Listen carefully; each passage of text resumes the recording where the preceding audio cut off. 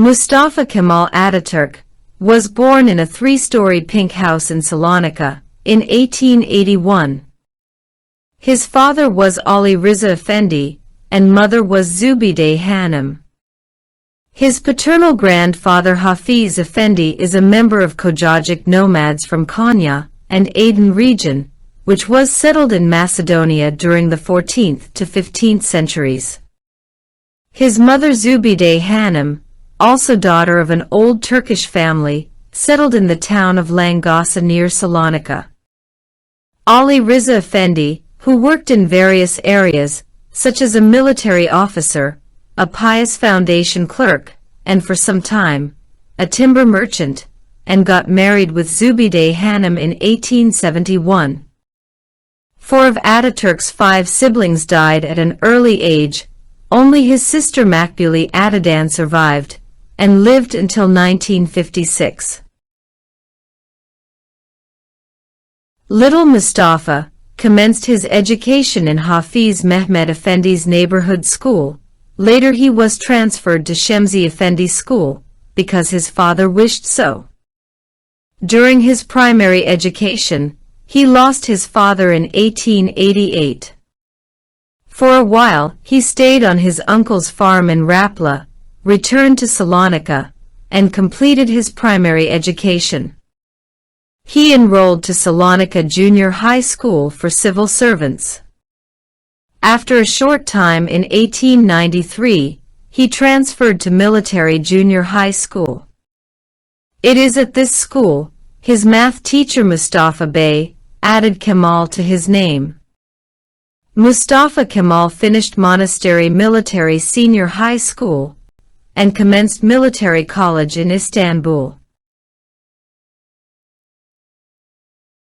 In 1902, he graduated with the rank of lieutenant and continued his education in military academy.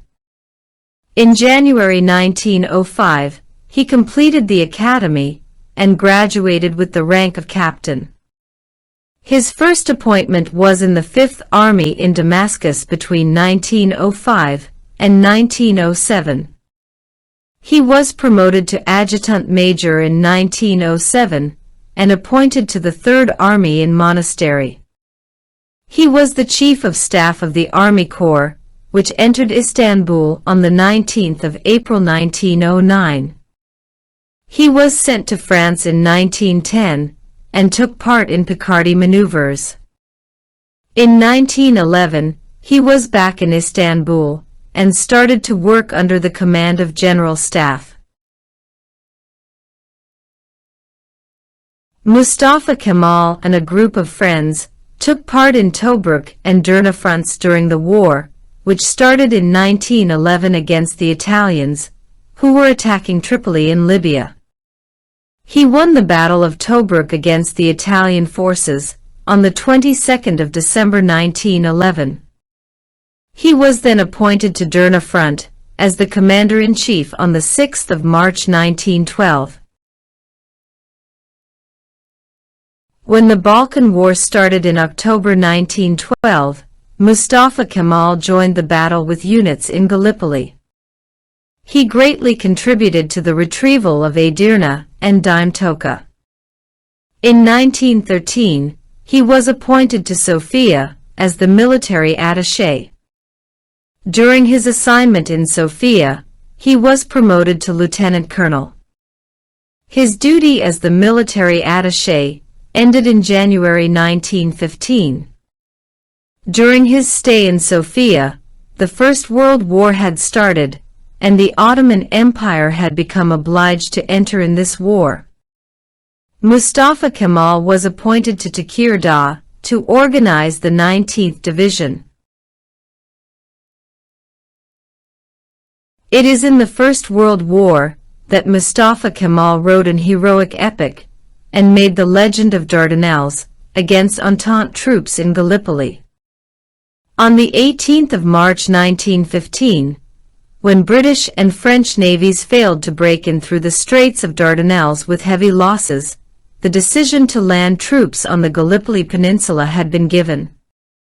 Under the command of Mustafa Kemal, the 19th Division halted the enemy forces, which landed in Anzac Cove today, on the 25th of April 1915. Mustafa Kemal was promoted to full colonel after this great success.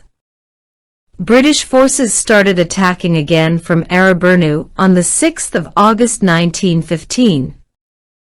Anafartalar Group commander Mustafa Kemal won the victory of Battle of Anafartalar on the 10th of August. Following this, he also won the victories of Battle of Kurek Tepe on the 17th of August, and Second Battle of Anafartalar on the 21st of August.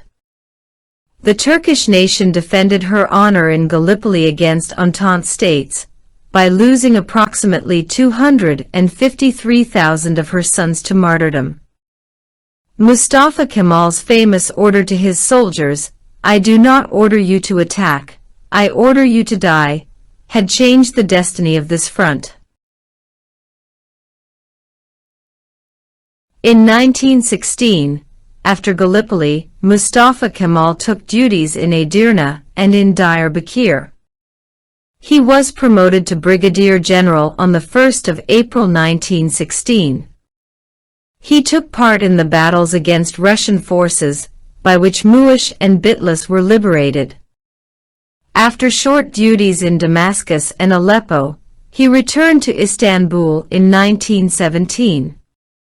He went to Germany with heir apparent Prince Vahdettin Effendi for observations in the European Western Front. He became sick after this trip and received treatment in Vienna and Carlsbad. He returned to the front on the 15th of August 1918 as the commander-in-chief of the 7th Army in Aleppo.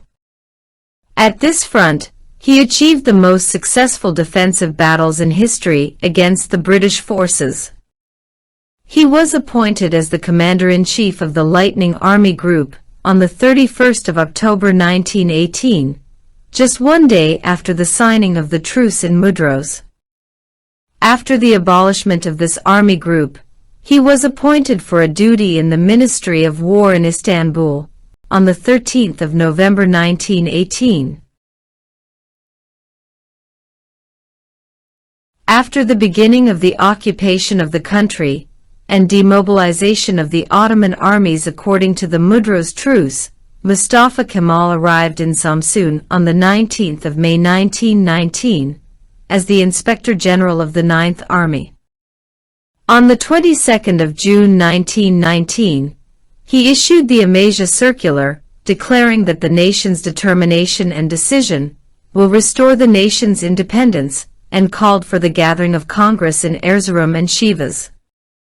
Between the 23rd of July and 7th of August 1919, delegates from all over the country gathered in Erzurum, and then between the 4th of September and 11th of September in Sivas, determining the path to follow in order to gain nation's independence. The Turkish Independence War was started when the first bullet was fired against the enemy during the occupation of Izmir by the Greek forces on the 15th of May 1919. Victors of the First World War, by signing of the Sèvres Agreement, started the occupation of their shares of the Ottoman Empire. At the beginning, resistance against occupation forces started with militia forces. The Turkish Grand National Assembly established the regular army and successfully led the independence war to victory by integrating the militia forces into the regular army. After the victory at the Battle of Sakarya, the Turkish Grand National Assembly promoted Mustafa Kemal to the rank of Field Marshal and granted him the title of Gazi, the victorious fighter. The Independence War was ended by the Lausanne Peace Treaty on the 24th of July 1923. Thus, all the impediments of the Sèvres Agreement had been removed, and integrity of the Turkish land had been accomplished by the signing of the Lausanne Agreement. There were no obstructions left on the way to establish the new Turkish state based on national solidarity. Founding of the Turkish Republic had been heralded by the opening of the Turkish Grand National Assembly on the 23rd of April 1920. National Assembly's successful administration during the Independence War had secured the founding of the new Turkish state.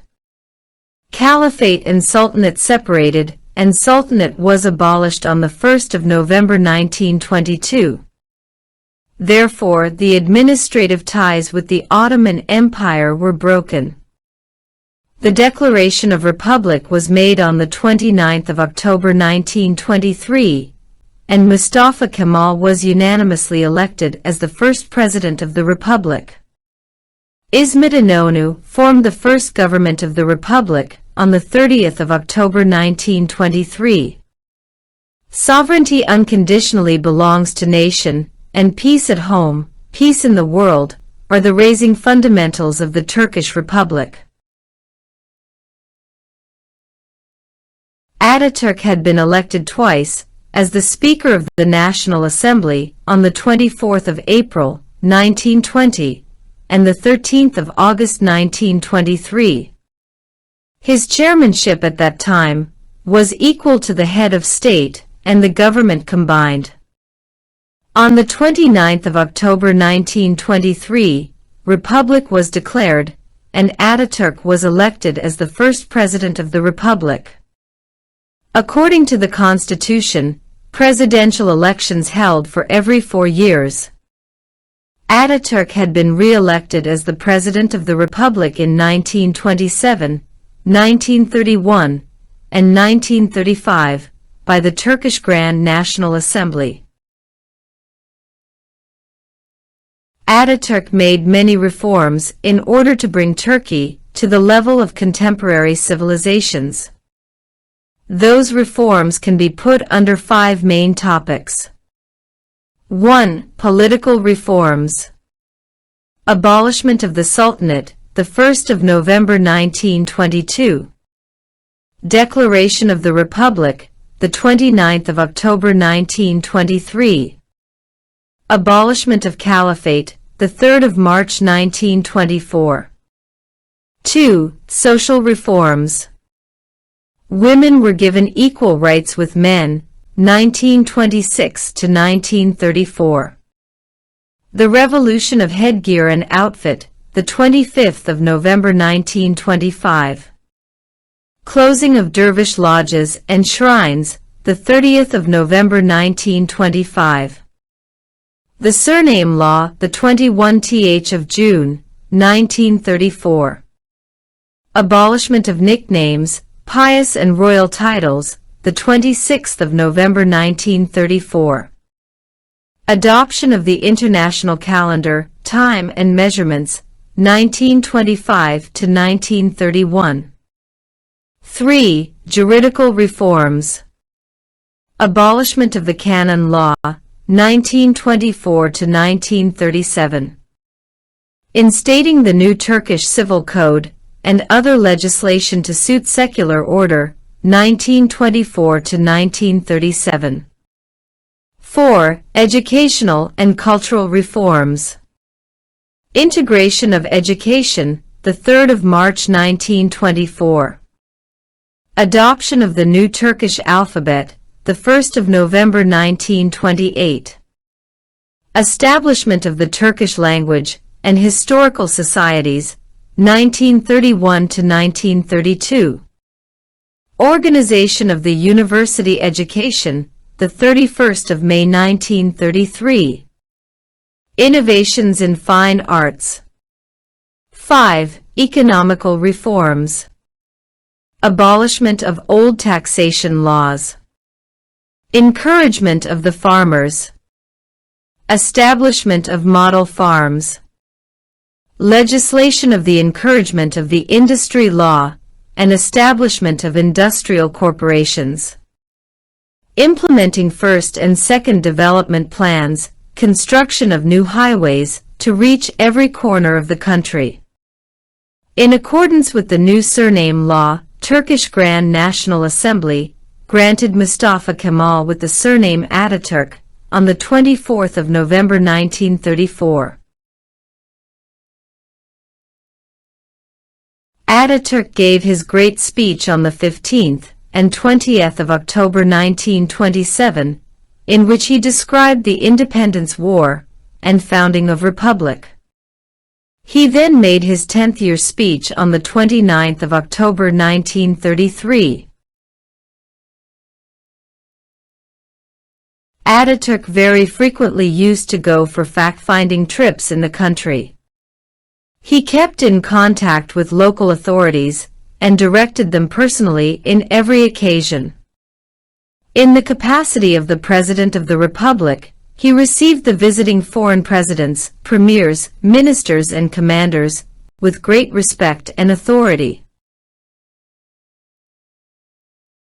On the 10th of November 1938, at 9:05 in the morning, at the Dolmabahce Palace in Istanbul, he died of the liver ailment he was suffering from.